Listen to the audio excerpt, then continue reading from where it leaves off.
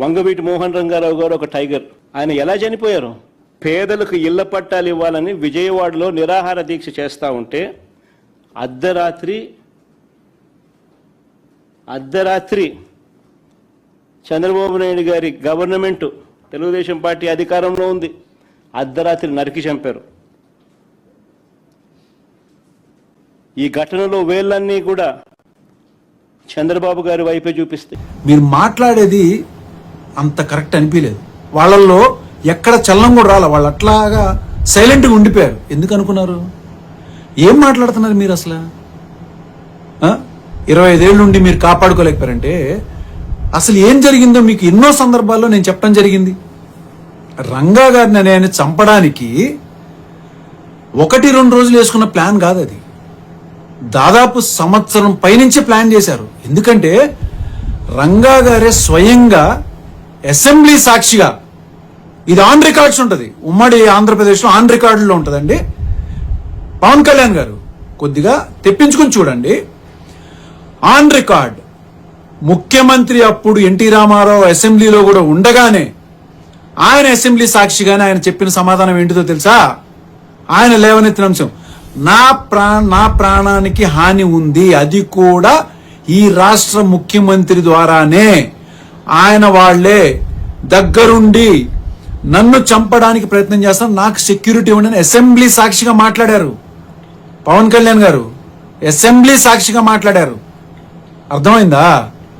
అలాంటిది ఆయనను చంపడానికి పోలీసులు, అక్కడ ఉన్నటువంటి వాళ్ళు, ఆ జిల్లాలో పోలీసులు కానీ వాళ్ళు కానీ రంగా గారి పనులు చూసి చాలా మంది పోలీస్ డిపార్ట్మెంట్ లో కూడా అభిమానులు ఉన్నారు ఆయనకి. వాళ్ళు ఎక్కడన్నా ఈ ఇన్ఫర్మేషన్ లీక్ చేస్తారేమోనని చెప్పని వాళ్ళని జూలై నెలలో 350 మంది పోలీసులకు పైగా ఆ జిల్లా నుంచి బదిలీ చేయడం జరిగింది.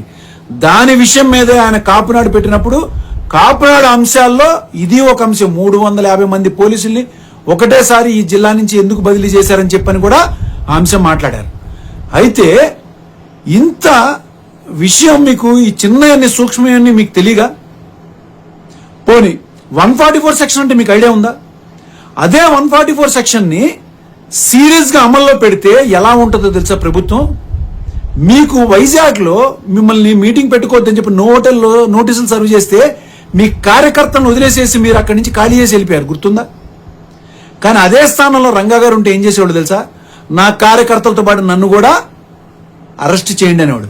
మరి ఆ రోజున పవన్ కళ్యాణ్ గారు మీ చుట్టూ కూడా కొన్ని వేల మంది ఉన్నారే, మీకు ధైర్యం రాలేదా? కేవలం కిందకి దిగి అరెస్ట్ అవడానికి కూడా మీకు ధైర్యం సరిపోలేదా? కానీ ఏ రోజు రంగా గారి కార్యకర్తలను వదిలేసి వెళ్ళిపోలా, వాళ్ళని కాపాడుకుంటానే వచ్చాడు.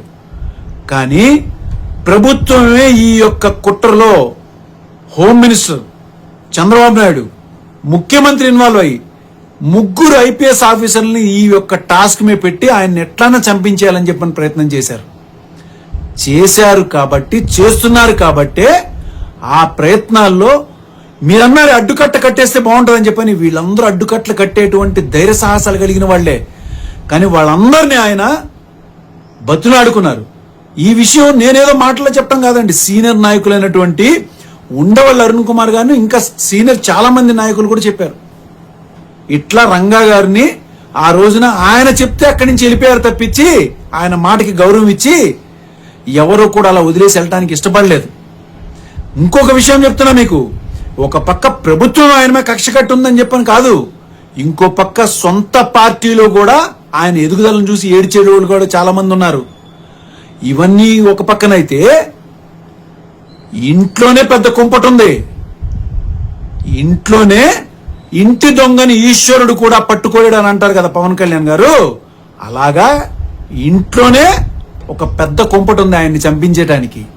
ఇవన్నిటిని చూసే ఆయన నా వల్ల ఇంకెంతమంది ప్రాణ నష్టం జరుగుతుందని చెప్పని ఆయనంతటా ఆయనగా అక్కడ సరెండర్ అయి కూర్చున్నారు. కానీ ఆయన చంపే ధైర్యం ఎవరికి లేదు.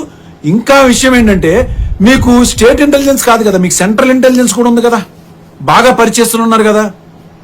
వాళ్ళని ఒకసారి మీరు అడిగి చూడండి, ఏంటిది రంగా గారి విషయంలో ఏం జరిగింది, అసలు ఎవరు చంపించారు, దీని వెనక కుట్ర పండింది ఎవరు అని అడగండి.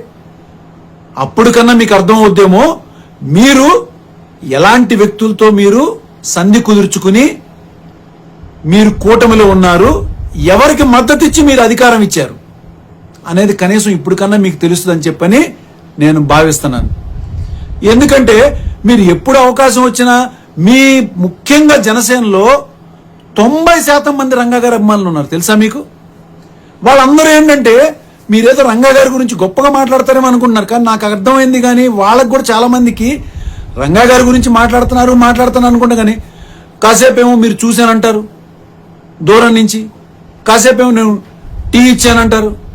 అసలు రంగా గారికి టీ అలవాట్లేదండి. ఇది ఏదో ఇంట్లో సొంత మనుషులు కాదు, రాష్ట్రం మొత్తం తెలుసు.